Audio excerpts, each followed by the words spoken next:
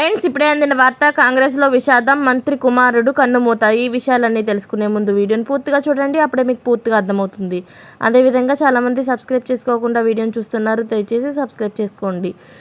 Subscribe చేసుకోవడం వల్ల నేను చేసే ప్రతి వీడియో అప్డేట్ మీకు ముందుగానే నోటిఫికేషన్ రూపంలో వస్తుంది. అదేవిధంగా లైక్ చేయడం మర్చిపోతున్నారు, దయచేసి లైక్ చేయండి. లైక్ చేయడం వల్ల ఇటువంటి ఇంపార్టెంట్ ఇన్ఫర్మేషన్ చాలామందికి రీచ్ చేసిన వాళ్ళు అవుతాం. ఇక లేట్ చేయకుండా వీడియోలోకి వెళ్ళిపోదాం.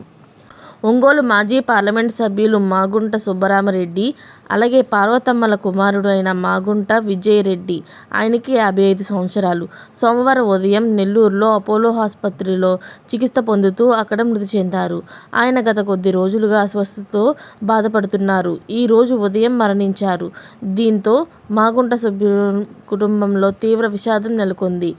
మాగుంట సుబ్బరామరెడ్డిది నెల్లూరు జిల్లా కాక ప్రకాశం జిల్లా నుంచి రాజకీయాల్లో కొనసాగారు. 1991లో కాంగ్రెస్ పార్టీ నుంచి ఒంగోలు ఎంపీగా పోటీ చేసి గెలిచారు. 1996లో ఆయన భార్య పార్వతమ్మ ఎంపీగా కాంగ్రెస్ నుంచి విజయం సాధించారు. 1998లో మాగుంట సుబ్బరామిరెడ్డి సోదరుడు మాగుంట శ్రీనివాసులు రెడ్డి కాంగ్రెస్ తరపున పోటీ చేసి గెలుపొందారు.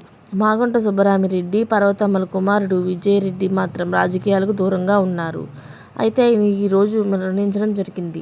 ఇలాంటి లేటెస్ట్ అప్డేట్స్ అన్ని మీరు ముందుగానే పొందాలనుకుంటే ఛానల్ని సబ్స్క్రైబ్ చేసుకోండి. అలాగే పక్కనే ఉన్న గంట సింబల్ని క్లిక్ చేయడం మర్చిపోకండి. Thanks for watching friends.